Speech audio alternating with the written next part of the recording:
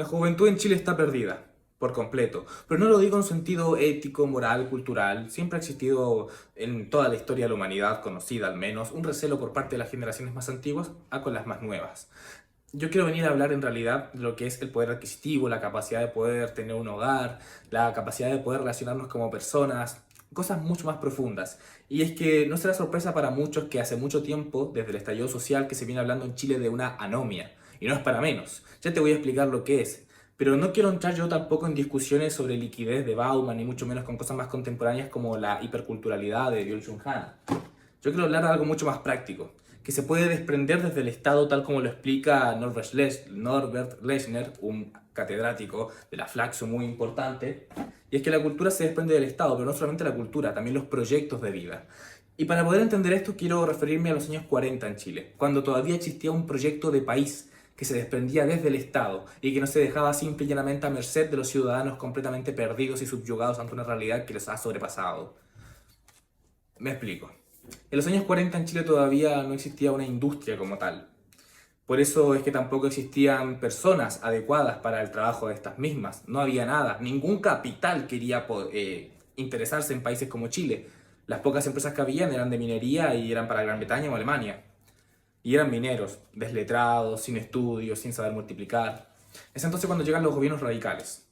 Gobiernos primeros del pueblo, con un lema: gobernar es educar. Pero era más que un lema, era la primera fase de toda una jerarquía de orden para poder hacer que Chile llegase a ser un país civilizado. ¿Cómo era esto? La primera fase era la educación. No podemos intentar mejorar un país simplemente dando mejores salarios, tenemos que tener mejores trabajadores. Por tanto, a los jóvenes los metemos a todos obligatoriamente al colegio y les entregamos cuadernos, les entregamos útiles, les entregamos zapatos, que eran de plástico, pero son zapatos que la gente no tenía en el campo. Les acercamos y les construimos colegios para que sepan multiplicar, escribir, leer. Después los pasamos a la educación técnica, que sepan cómo tratar con las maquinarias, que sepan cómo hacer las cosas en el trabajo. ¿Para qué? Bueno, porque fue el mismo Pedro Aguirre Cerda quien crearía también al mismo tiempo la Corfo, para crear industria. Se creó Huachipato, se creó ENAP, se creó Codelco, se creó Copec, etcétera, etcétera. Industrializaron el país desde el Estado, no fueron capitales externos ni mucho menos privados. Resulta entonces que en estas industrias trabajarían los mismos chilenos que fueron educados por el mismo gobierno en educación pública, no privada. Era todo un proyecto que iba entrelazado. Construimos industria, metemos a trabajar a los trabajadores, con esta industria generamos recursos para poder exportar, se empezó a exportar más cobre, se empezó a exportar inclusive metales como el hierro, con Huachipato, aceros del Pacífico. Y empezó Chile a ser una potencia básicamente en los minerales, ya no era simplemente un país feudal que exportaba con mineros las cosas en bruto. Nosotros podíamos fabricarlas y podíamos tratarlas. Esa era la fase 2 y se consiguió. Pedro Aguirre Cerda murió, pasó Juan Antonio Ríos y este siguió con el proyecto con Gobernar es Producir. Ya íbamos en la fase 2 del plan. Producción, producción y más producción. Y no solamente hablamos en un sentido industrial, también se crean lugares como los de Cine Chile. Se hacían películas, por primera vez en Chile se traían cámaras para que aprendamos a rodar, para que hiciéramos películas, para que no solamente Chile significase materiales en bruto, sino que además también significase cultura, exportar nuestra cultura. Se empezaron a crear empleos, los cuales no se pagaban con una moneda ficticia simplemente imprimiendo, sino que se importaban capitales de personas y países que necesitaban los recursos que teníamos, que además nosotros podíamos fabricarlos. Había una guerra, todos necesitaban comida, todos necesitaban hierro, todos necesitaban acero, todos necesitaban cobre. Y además el pueblo estaba educado, se les entregaba casas donde podían realizar sus vidas, donde podían casarse, conocer gente. Inclusive en Talcahuano todavía esas casas siguen en pie, eran de muy buena calidad. Se creó la clase media en Chile. Y después llegó la dictadura, después de Allende, y vendió todo lo que se había logrado.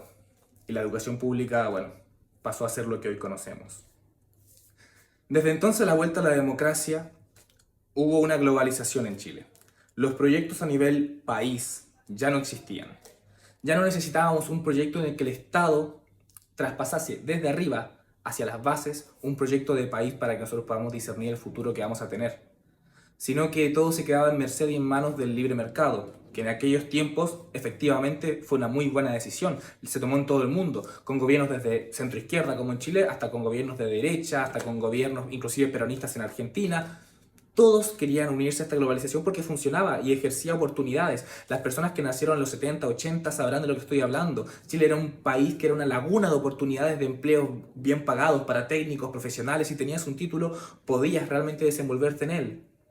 Pero hoy en día no es así. Hoy en día las cosas han cambiado. Y cada vez la globalización queda mucho más reducida. Ya no existen oportunidades en ese mundo laboral, o al menos tan amplias como alguna vez las hubieron. El salario ya no te permite comprar nada, todo tiene que ser alquilado, arrendado o en cuotas, porque ya nadie tiene poder adquisitivo. Comprar una casa ha quedado tan solo como el recuerdo de un sueño que tuvieron personas en el pasado, si es que pudieron lograrlo. El proyecto a nivel país se murió, fue reemplazado por uno que duró bastante poco, la globalización. Es aquí entonces donde empezamos a hablar de la anomia. Y te explico por qué desde el estallido social. La anomia es un concepto creado por Emiliano Durkheim, el padre de la sociología para muchos, que explica, mediante su libro El suicidio, que se puede notar un efecto en el que hay mucho más suicidio después de las guerras. Ni siquiera durante ellas, sino que después de las guerras. Porque los efectos que hacen cambios a nivel cultural, a nivel económico, a nivel social, a nivel país, en cualquier lugar, a pesar de los conflictos que contraen y que nosotros como humanos somos capaces de superar, en este caso más actual, una pandemia, un estallido social, una guerra en Ucrania, etcétera, etcétera, a pesar de todos esos conflictos somos capaces de superarlos. El conflicto viene después, cuando todo ha cambiado y nos encontramos con una realidad para la cual no estamos preparados. Y esto es lo que está sucediendo con los jóvenes.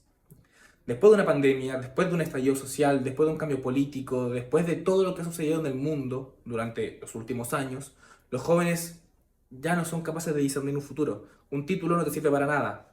Está colapsado de titulados, de profesionales, con carreras que no tienen salida laboral. Los técnicos son menospreciados, con muy pocas becas, con muy pocas oportunidades y muy desprestigiado a nivel social. Todos te miran mal porque no quieres ser un universitario, quieres ser técnico, a pesar de que lo que el mundo necesita hoy en día son técnicos.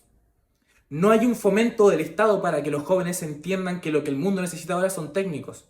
Ni tampoco hay un esfuerzo del gobierno por generar los mismos empleos para los técnicos. Porque se necesitan y somos capaces nosotros también de exportar cosas. Somos capaces nosotros de volver a generar un proyecto como país y necesitar a los jóvenes para poder fomentar y tener el acceso a ese proyecto de vida en el que saquemos todos en conjunto adelante el país produciendo, ingeniando con los ingenieros, produciéndolo con los técnicos, estudiándolo con los sociólogos, con los cientistas sociales y pensando con los filósofos, poniendo presupuesto en las matemáticas, exportando cultura con las artes, exportando minerales, exportando productos. Podemos nosotros también hacerlo, inclusive podemos también simple y llanamente generar las cosas que compramos desde afuera, como cuando Chile tenía una vacuna para el COVID, pero el gobierno prefirió comprársela a Pfizer, siendo que nosotros podíamos costearla y hacerla mucho más barato y contratar técnicos, químicos, etc. ¿Me explico? Los jóvenes han sido dejados de lado. Ya nada sirve. Y lo único que sirve en este momento, ¿qué es? Bueno, lo único que sirve en este momento es sumergirse en el hedonismo. Hedonismo que en Estados Unidos, nuestro país paralelo al cual nosotros queremos seguir siempre, ya se ha sumergido. Y ahora todos vemos como la mitad de la población está hundida en las drogas, en la delincuencia y el fentanilo.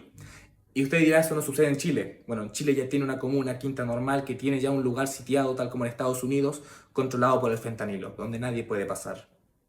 Nos estamos sumergiendo en la miseria porque no tenemos un proyecto como país y porque cualquier proyecto como país es tildado de comunista por la derecha. ¿Para qué? Para que no pueda generarse, porque todos sabemos a quién responde la derecha en Chile.